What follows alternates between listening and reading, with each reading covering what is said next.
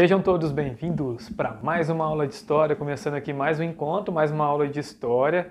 E hoje na nossa aula de História nós vamos, além de corrigir a atividade que eu pedi que vocês fizessem na aula passada, né? Nós começamos a falar sobre o ciclo da cana-de-açúcar, começamos a falar dessa parte da colonização mais profunda aqui no Brasil, na época até da escravidão. E além de corrigir a atividade de vocês, hoje nós vamos falar um pouco sobre a questão da escravidão, sobre a vinda do negro lá da África para o Brasil. Nós vamos falar um pouco dessa parte que foi primordial e também colaborou muito para o sucesso, então, da cana-de-açúcar aqui no nosso território, tá bom?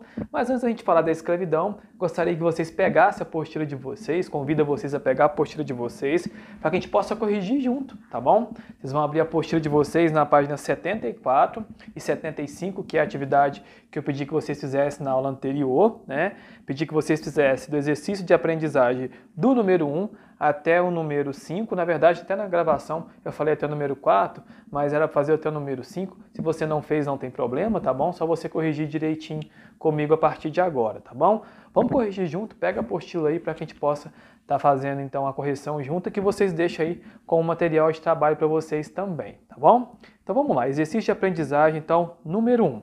Tinha um texto, né, que falava sobre a civilização da parte da cana-de-açúcar, da parte dos engenhos aqui no nosso território. E a pergunta da letra A é o seguinte: explique por que a coroa portuguesa iniciou a colonização do Brasil por meio da lavoura açucareira. Então, por que somente através da lavoura açucareira foi então dado o pontapé inicial para a colonização aqui no nosso território? A resposta certa é o seguinte, porque a atividade açucareira contribuiu para a fixação da população, porque o açúcar era muito bem aceito lá na Europa. Então, como todo mundo estava consumindo açúcar lá na Europa, a coroa portuguesa então resolveu fazer essa colonização aqui, investiu na colonização aqui no nosso território, na plantação da cana-de-açúcar, que era, por sinal, bem aceito lá na Europa e tinha muita saída e tinha muito retorno então para Portugal. Então, a resposta certa é essa, porque a atividade açucareira contribuiu para a fixação da população devido a uma ótima aceitação na Europa por parte da cana-de-açúcar. Ok? Letra B. Determine a região brasileira onde se desenvolveu predominantemente a lavoura açucareira e apresente duas condições que favoreceu o desenvolvimento desse tipo de cultivo na região. Foi o que eu comentei com vocês na aula passada, né? Que aqui no Brasil especificamente, né, não era grandioso igual a gente vê hoje, mas a escolha foi o Nordeste. Então a região escolhida foi o Nordeste, que é justamente aonde aquela parte que tinha sido descoberto, né? Então, resposta certa, Nordeste, e as condições por causa de quê? O clima que era favorável e o solo fértil também. Se você colocou aí como resposta a questão da localização geográfica que favoreceu também está correto, tá bom? Mas região Nordeste, o clima e o solo fértil que ajudou muito também, ok? Número 2. A lavoura açucareira deu muitos lucros para Portugal e principalmente para os holandeses. Somente os lucros da refinação alcançaram aproximadamente a terça parte do valor do açúcar bruto.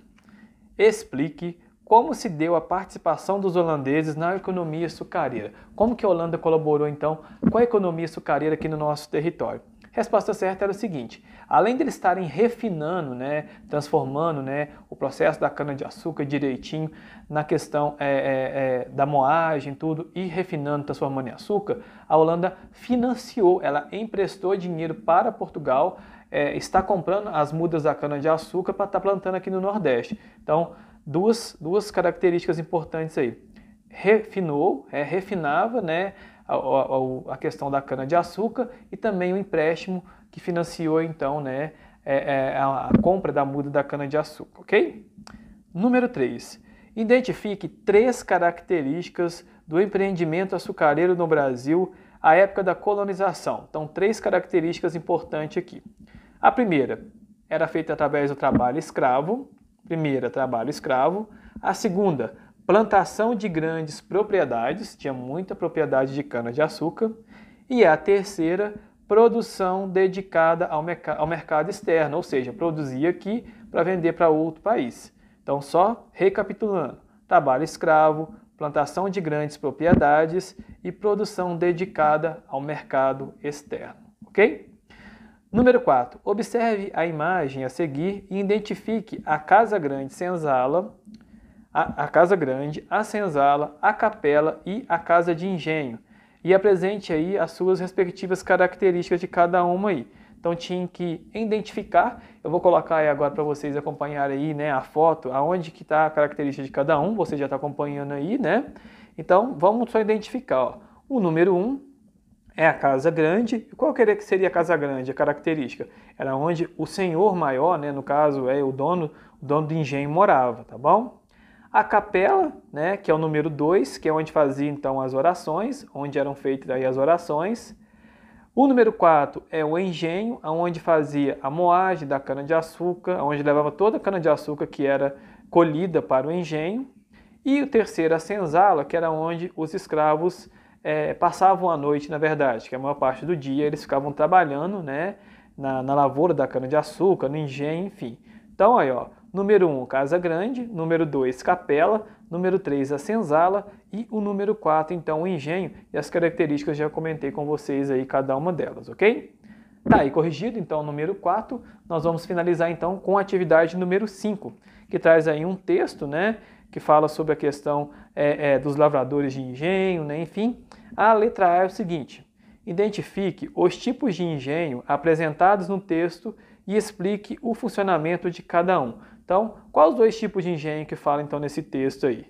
O primeiro deles é o engenho real, e qual que é a característica dele aí? Ele funcionava com muitos escravos, tinha muitos escravos então trabalhando no engenho real. E o outro é o trapiche. O que seria o trapiche? Seria o funcionamento então com menos escravos. Engenho real, muitos escravos, e o trapiche com menos escravos, ok? Letra B e a última questão aí. Quem eram os lavradores de engenho? Quem seriam os lavradores de engenho?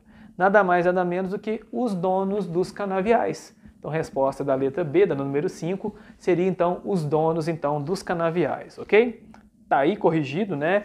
Do número 1 até o número 5 da atividade de vocês, da página 74 e 75.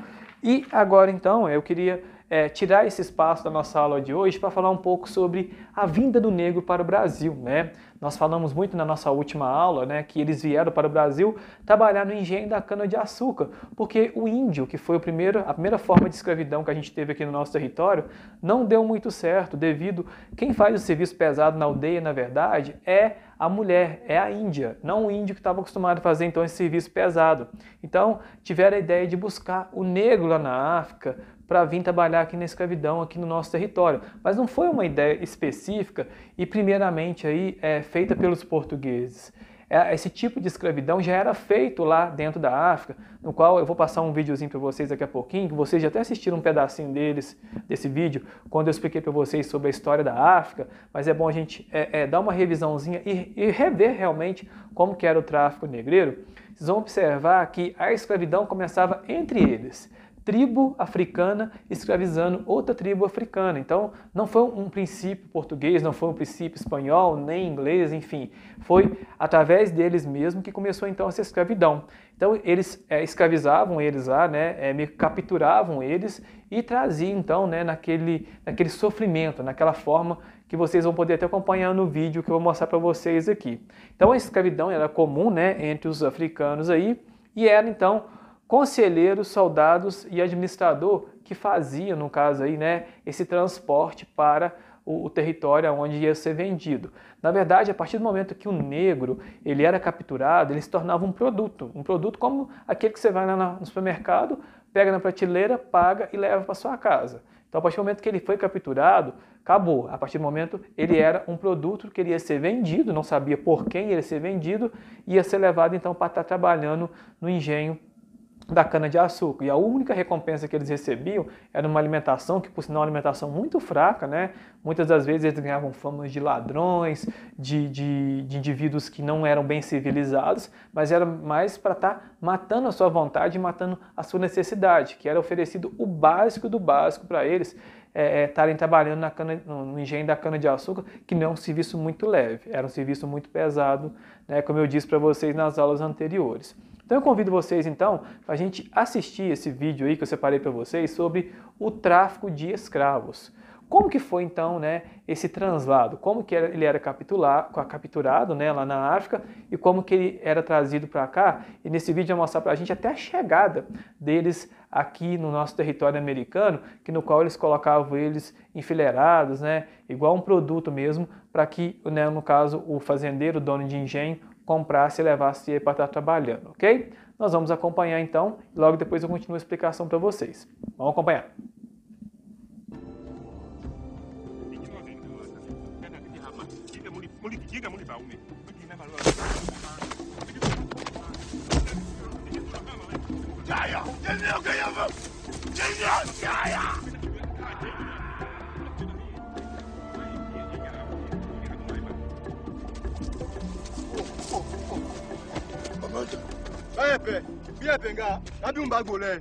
Oh, Babanja, belong à la paix.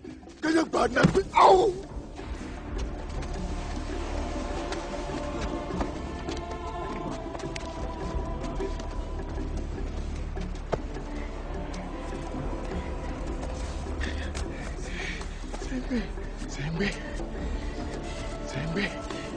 Sembe.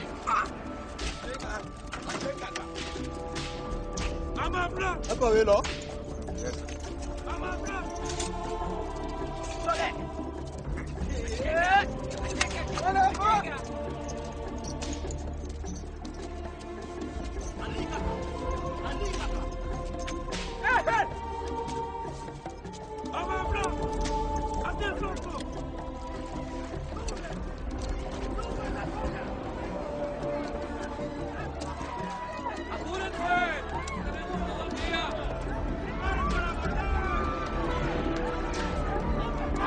Dios te bendice, hijo. Dios te bendice. Dios os perdona y os ama a todos. Ala, que Dios os perdona.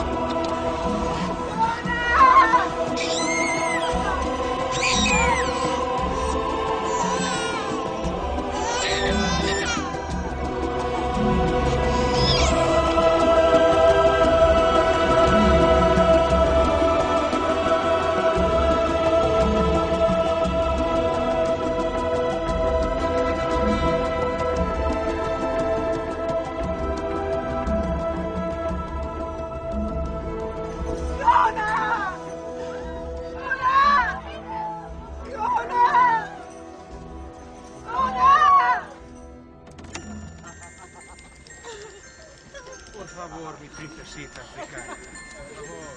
Enséñame este baile.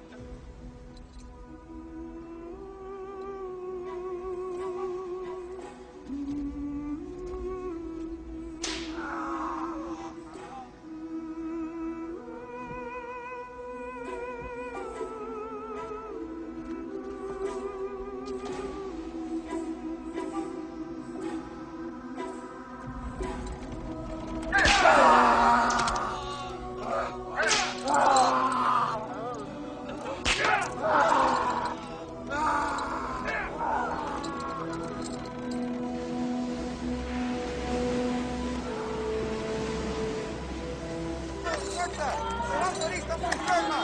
Esta tampoco no le das nada. No me toques. Estas sí están bien. Mira.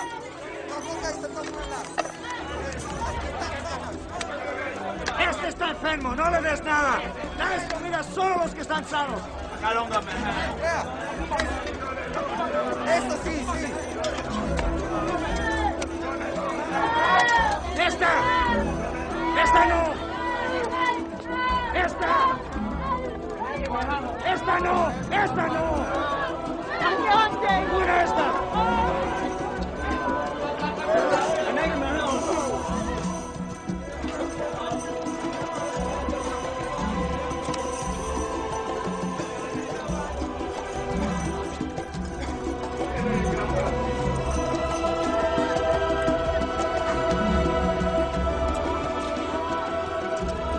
Habla.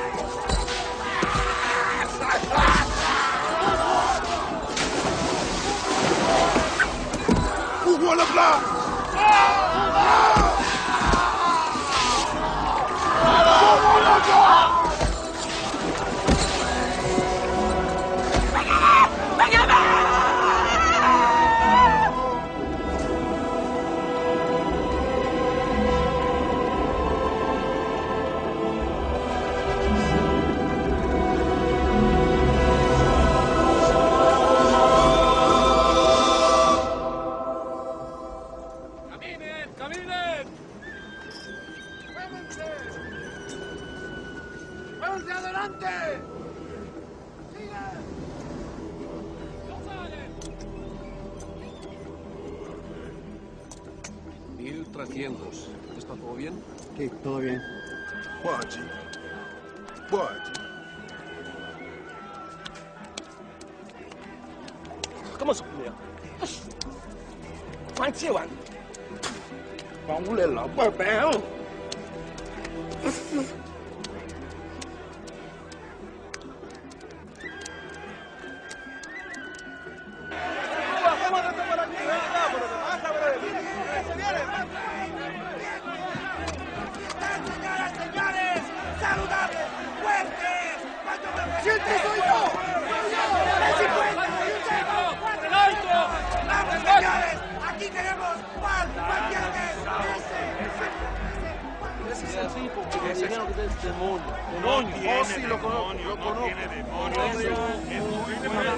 Tenemos poco tiempo, negro jirafa. Vamos, que tenemos poco tiempo. Negro bobosa. Guaguan. Otro plato. Sigue abajo. Negro Bernardo. Bernardo. Abajo, todos abajo.